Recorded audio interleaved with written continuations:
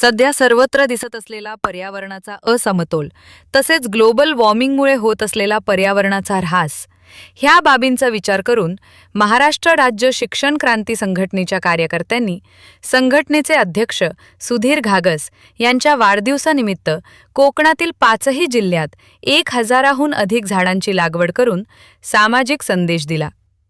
कोकण विभागाचे माजी आमदार रामनाथ मोते यांचे मानसपुत्र मानले जाणारे शिक्षक नेते व शिक्षकांच्या समस्या सातत्याने सोडवण्यात अग्रेसर असलेले महाराष्ट्राचे शिक्षण क्रांती संघटनेचे अध्यक्ष सुधीर देवराम घागस यांच्या वाढदिवसानिमित्त ठाणे, पालघर, रायगड, रत्नागिरी व सिंधुदुर्ग या 5ही जिल्ह्यात 1000हून अधिक विविध वृक्षांची लागवड करून शिक्षकांनी वाढदिवस साजरा केला।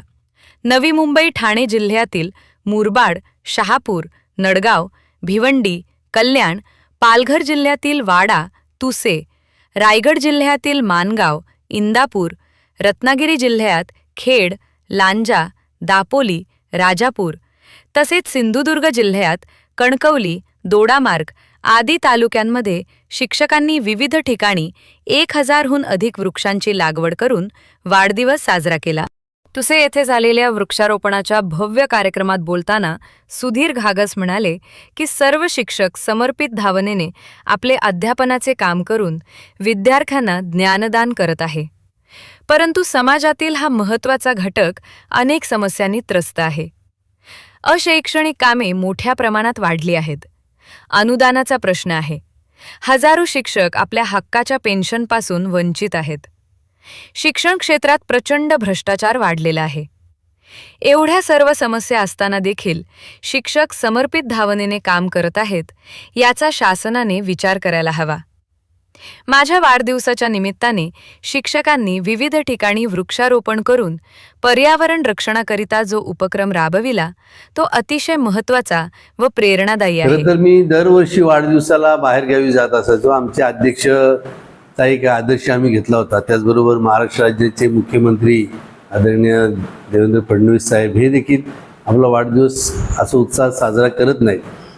तोच आदर्श आम्ही ठेवून मी देखील वाढदिवस कधी साजरा करत नव्हतो, परंतु त्यामुळे माझे मित्रपरिवार जो आहे किंवा शिक्षण क्रांती संघटनेचे सर्व कार्यकर्ते पदाधिकारी आहेत ते नाराज व्हायचे की आम्हाला तुम्हाला शुभेच्छा द्यायच्या असतात परंतु तुम्ही आम्हाला भेटत नाही वाढदिवसाच्या दिवशी।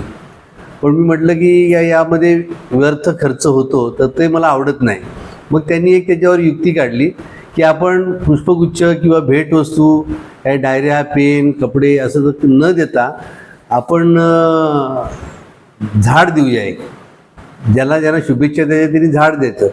आणि त्यांनी मग आवाहन केलं, आमचे गवळी सर असतील, गोसावी सर असतील, अनेक सर्व पदाधिकारी, आणि मग त्यांच्या आव्हानाला प्रतिसाद देत सर्वच पदाधिकारी, आता सगळ्यांची मी नावं घेऊ शकत नाही यादी मोठी असल्यामुळे, भाऊंच्या वाढदिवसाला एक झाड द्या आणि म्हणून सगळ्यांनी झाडं द्यायला सुरुवात केली आणि 1200हून अधिक झाडं जमा झाली। आणि मग ती रत्नागिरी, लांजा, खेड, रायगडमधील काही श्रीवर्धन सारखा भाग, ठाणे जिल्ह्यातील मुरबाड, आज मी शहापूर येथील नडगाव गावाला करून आलो, पालघर जिल्ह्यातील काही गावं, तुसे वगैरे या ठिकाणी ही झाडं लावण्यात आली आणि अजूनही वृक्षारोपणाचं काम सुरूच आहे। म्हणजे जवळजवळ हजारोहून अधिक झाडं म्हणजे 1200-1300 झाडं ही प्राप्त झाली, कार्यकर्त्यांनी भेट म्हणून दिली आणि ती आपण लावली। तर आता पर्यावरणाची गरज आहे, शासनानेही तो उपक्रम हाती घेतलेला आहे। या माध्यमातून आम्ही शिक्षण क्रांती संघटनेने 2 गोष्टी साध्य केल्या, एक तर शासनाच्या आव्हानाला प्रतिसाद दिला आणि ग्लोबल वॉर्मिंग जे वाढतं आहे ते लक्षात घेऊन झाडांची आवश्यकता ही सगळ्यांपर्यंत पोहोचली पाहिजे। आणि वाढदिवस जर साजरा करायचाच असेल तर अशा आगळ्या वेगळ्या पद्धतीने जर केला तर वाढदिवसावर जो अनाठायी खर्च होतो तो वाया जात नाही आणि एक चांगला पर्यावरणाला पोषक असं हे वाढदिवसाचं सेलिब्रेशन झालं असं मला वाटतं। आता येताना बरेचसे जण झाडाचे हे घेऊन यायचे आणि ते झाड आपण म्हणजे कुंडीतलं झाड नाही तर मोठं होणारं झाड, वडाचं झाड, पिंपळाचं झाड, आंब्याचं झाड, कडुनिंबाचं झाड किंवा इतर फळझाडं अशी होती।